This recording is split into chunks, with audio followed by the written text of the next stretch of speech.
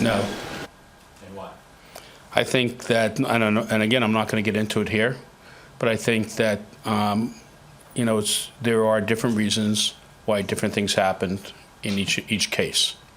You guys see, like I said, everything is out in the field, everything is known over time, and I think people know it, the league knows it, and people in the league know it.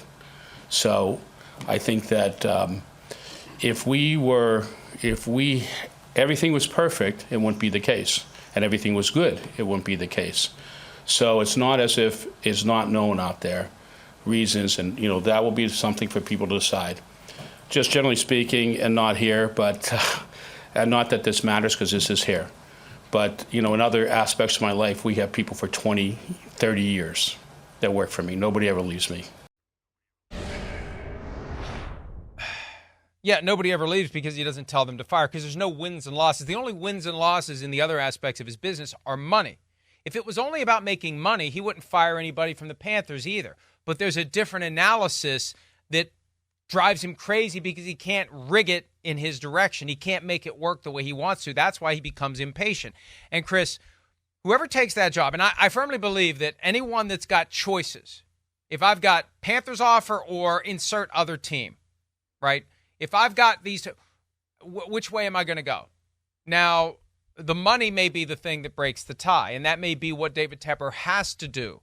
He has to offer basically hazard pay to come work for him to get him to do it. And the other element, too, Chris, you're going to have some coaching candidates for this job who really wouldn't have wanted Bryce Young. That's because they fall 100%. into the Parcells Patriots 100%, camp. right. So then you're maybe going to get yourself a Josh McDaniels who shows up, and first order of business is, how do I get rid of this quarterback? He did it in Denver, and he did it in Las Vegas.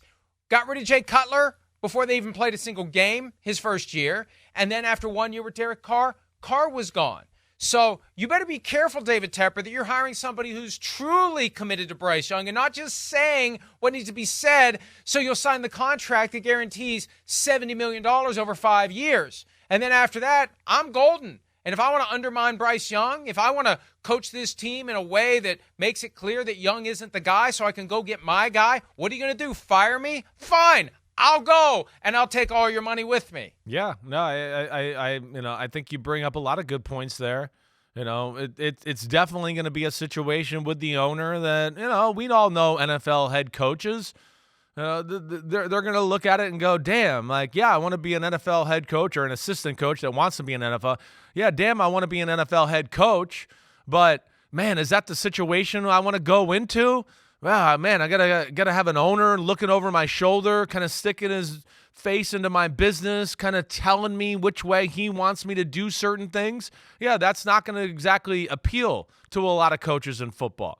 But like we talked about, there's not a lot of opportunities out there. And then you add the Bryce Young situation into it, there's no doubt you're going to have coaches that are going to go, damn, this is my one chance to be a head coach, and I'm not sure I want to be stuck with a player like Bryce Young as my quarterback. The problem with Bryce Young, and one of the things that I didn't love about him coming out in the draft, is to me, he can only be in one offense. It has to be spread out, and he's got to throw it quick, and that's all there is to it.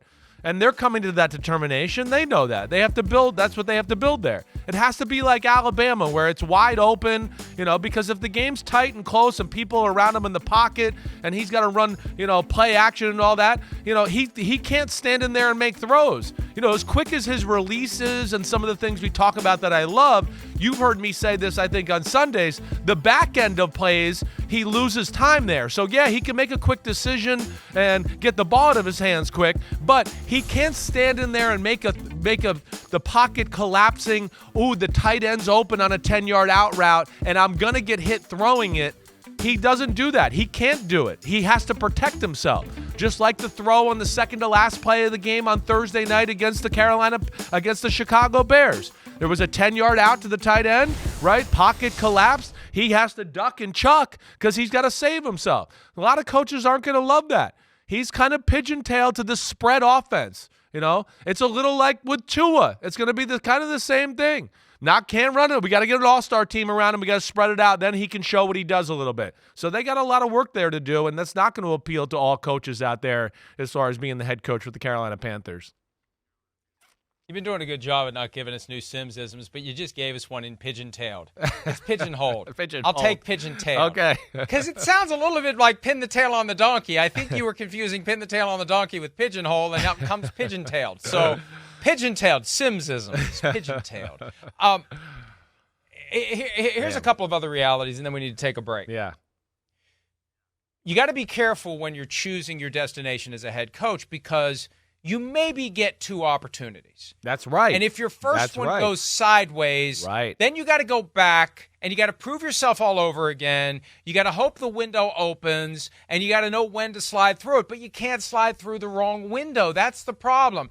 And you made the point earlier, Chris, as to why Frank Reich rushed into this, because he had his opportunity at a time when no one expected him to get one. Speaking of Josh McDaniels, it was after he left Jim Irsay at the altar that the door even opened for Frank Reich in Indianapolis. And now all of a sudden, this arrangement is in place for him to go to Carolina. And it's like, yeah, why would you do that? Well, I suspect that anybody who tried to warn him about David Tepper, the response was, I just worked with Jim Irsay for 5 years. I'll be fine. And he found out that for all his flaws and faults, Jim Irsay isn't as bad as David Tepper. Jim Irsay at least gave him 4.5 years to try to work it out. And, Frank, I want to say this too, because Frank Reich told the Charlotte Observer when this all went down on Monday, this is probably the end of his NFL journey. Yeah.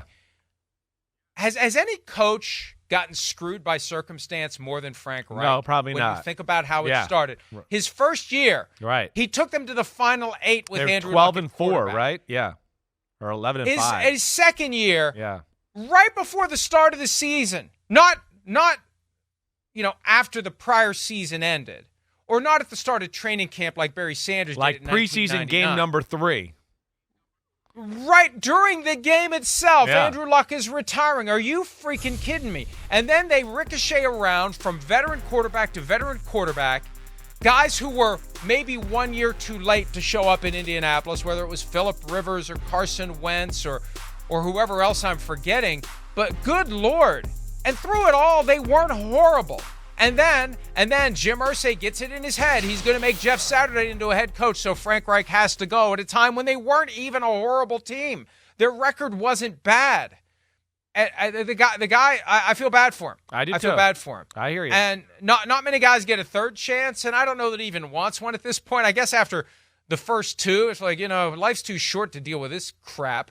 But I feel bad for him because I think he's gotten screwed by circumstance. I'm not making excuses for him, but when you look at the hand he's been dealt, good pretty God. rough. Right, pretty rough. I mean, he did a way better job than people realize with the Indianapolis Colts.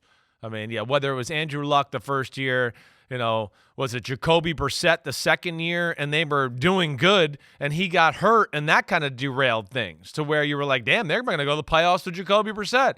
Then he goes to the playoffs and has the Bills, right? He goes to the playoffs with Phillip Rivers, who can't throw the ball past 25 yards, and they still win, 11 games that year?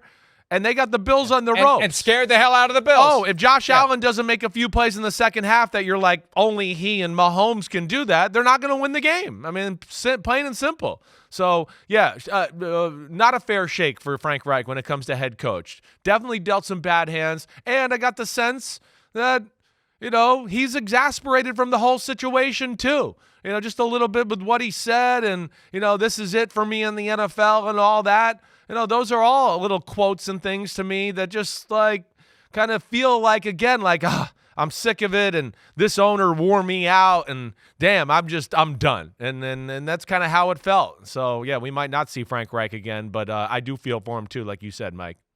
Hi, it's Mike Florio. Thanks for watching PFT on YouTube. Hit subscribe for the latest news and analysis from Pro Football Talk.